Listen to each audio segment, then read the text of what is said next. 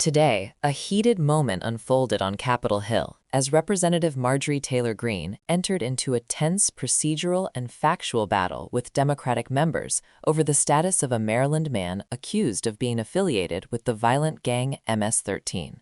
People are hurt on your watch. Gentleman's time has expired. I now recognize... Mr. Chairman, sorry.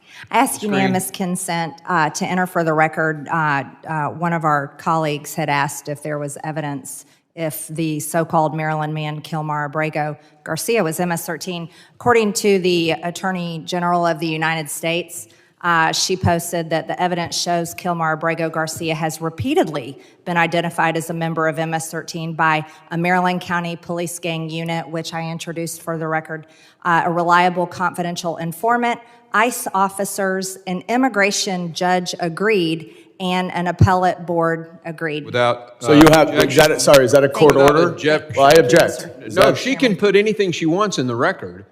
She's not complying to your request, Mr. Goldman. She asked for unanimous consent. Okay, so you're objecting to her putting that into the record? I am objecting subject to a clarification. Is that a court order that establishes that he's a member of MS-13? An immigration judge agreed that he was MS-13. For bail purposes. An appellate board agreed. Don't misrepresent. Hold on. A judge. Everybody pause. We're going to let one person talk at a time. You ask a question. Answer the question, please. According to the Attorney General of the United States, she informed the country that an immigration judge agreed that your Maryland man, Kilmar Abrego Garcia, is MS-13. An appellate board agreed. ICE officers you are misstating agreed. What the reliable Mr. Goldman, informant. the clock is not yours right now. She has the floor. Please continue answering the question. Thank you, Mr. Chairman. A Maryland County She's not answering the question, sir. No, she's going to answer the question, and then you can object to her answer. Make sure that she answers the question? Finish answer. You just said, please, finish your answer. A Maryland County Police Gang unit agreed that he's MS-13. A reliable confidential informant agreed that he's MS-13. ICE officers agreed that he's MS-13. An immigration judge agreed that he's MS-13. An appellate board agreed that Kilmar Abrego Garcia, your Maryland man, is MS-13. Okay. I object. Have the floor. What do you want to say? I object because she is misstating the record and the facts. That is not accurate, and therefore I object to that being introduced. There is no. Mr. Sir, Chairman? can I explain? You let her go on. Go ahead. There is no final court order establishing that he's a member. Maybe he is. So you should put all that evidence before a judge, and if he is MS-13, he should be deported. That's what we're talking about, but you're misstating what all of that evidence is. No, I think I'm going to make a point here. You basically just read what the Attorney General said, correct? Yes, sir. You didn't assert that this was a court order, did you? Did you assert that this was a court order? I read the Attorney General of the United States. And you have a right on our committee to submit for unanimous consent or a vote if we want to put it to a vote.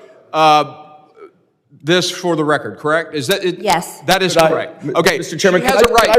Can I review what she is submitting? No, she can submit something to this committee. But it matters that she just said she represented exactly what the Attorney General said. She has a document there. I would like to see that document. Let's make a copy for everybody, and we'll vote on. I'm going to hold on just a second. We're going to hold. You're calling for the question? We're calling for the question. The clerk, we're going to need to set. Hold on just a second. Brief recess. Please, let's get this on the historical record. This is great. We voted in support. All right, there's Mr. Higgins, I'm just asking to see the document. I have the floor. All right, so we have a motion to vote on the submission of this for the record. That's all that has been stated. And I have a parliamentary inquiry, sir. Do not interrupt me again. We are on the vote on whether or not this can be entered into the record. A motion has been made, and we will vote on that motion. All of those in favor. I have a parliamentary inquiry before we vote, sir. Mr. Ranking Member. It's our request that we object. And in the middle of the objection, you consider a motion, which... He was done talking about Ms. No, he wasn't. No, he wasn't. You stopped him from talking. I just have a parliamentary inquiry. A parliamentary inquiry. Okay, go ahead. You have the floor. Is it the procedure of this committee that someone who is making an objection to the admission of evidence cannot review that evidence before we vote on it? Yeah, the content is irrelevant to the motion, and the motion has been made to vote on the submission for the record. The content is irrelevant? I mean, that's what I'm objecting to. If she is accurate in what her representation is, I will withdraw my objection. I just need to see the document. Somebody walk the thing over there and let him read it. I mean, get to the bottom of this quickly. We'll hold on your vote, Mr. Ogles.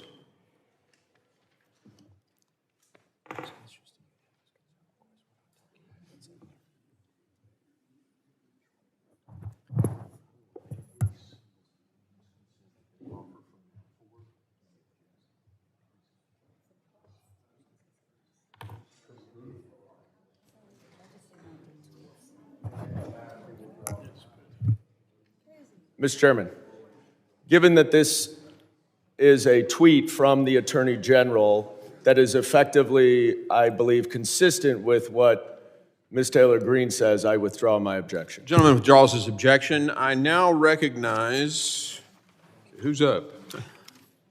Mr. Jimenez for his 5 minutes of questioning. Thank you, Mr. Chairman, and thank you, Madam Secretary, for the fine work that you've done. I also want to thank you for approving the members on this side of the aisle, and myself included. What began as a routine request to enter documents into the congressional record quickly escalated into a clash over evidence, legal standards, and the limits of what can fairly be claimed in a public hearing. If you're following these hearings to better understand how congressional oversight really works, be sure to subscribe so you never miss our breakdowns. The exchange started when Greene requested unanimous consent to add documentation from the Attorney General's office. The document asserted that the individual in question, Kilmargo Garcia, had repeatedly been identified as a member of MS-13 by multiple sources. These included a Maryland County Police gang unit, ICE officers, a reliable confidential informant, an immigration judge who evaluated his case during a bail hearing, and even an appellate board that upheld the classification. Greene framed this as a straightforward matter of public safety and accountability, but the reaction from Democrats suggested there was much more at stake. If you appreciate detailed context like this, remember to subscribe for deeper analysis. Representative Dan Goldman objected to the request, but not simply to block it. He pressed for a clarification, underscoring a key issue that often gets lost in political confrontations. He wanted to know whether these findings were backed by a formal court order, an important distinction because immigration courts operate differently than criminal courts. A judge's determination in an immigration setting doesn't carry the same evidentiary threshold as a criminal conviction. This point matters because claims about gang membership can influence public opinion, policy debates, and even broader discussions about immigration reform. When we break these hearings down for you, our goal is always to give you insight beyond the sound bites, so make sure you hit subscribe to stay informed. The chairman repeatedly stepped in as the exchange grew more chaotic. Both sides talked over each other, each insisting the other was misrepresenting the facts or the process. Greene emphasized that the Attorney General publicly stated that multiple agencies and units had corroborated Garcia's MS-13 affiliation. Goldman insisted that labeling someone a gang member in a congressional hearing requires more than agency claims and internal assessments. From a procedural standpoint, this moment revealed how congressional hearings often blend legal language with political messaging, creating an environment where facts, interpretations, and implications collide in real time. If these kinds of explanations help unpack what's really happening, remember to subscribe for future coverage. Greene eventually completed her point, listing again the various officials and entities who had identified Garcia as MS-13, including county police, immigration officers, and a confidential informant. But the underlying tension remained. Democrats were pushing for precision, while Republicans were pushing for emphasis. This split often defines immigration-related hearings, especially when violent gang allegations are involved. Understanding these nuances is essential because they shape public policy and how agencies act on the ground. If you want more content that breaks down the dynamics behind the headlines, go ahead and subscribe so you don't miss what comes next. This clash wasn't just about one document or one individual. It was about how members of Congress use information to strengthen their arguments and how the hearing process itself becomes a battleground for framing national narratives on crime, border policy, and public safety. It's also a reminder that when lawmakers debate evidence, they're not just debating facts, they're debating what counts as proof and who gets to define it. If you found this useful, informative, or eye-opening, make sure to subscribe because we'll continue covering these moments in a way that cuts through the noise and brings clarity to the chaos on Capitol Hill.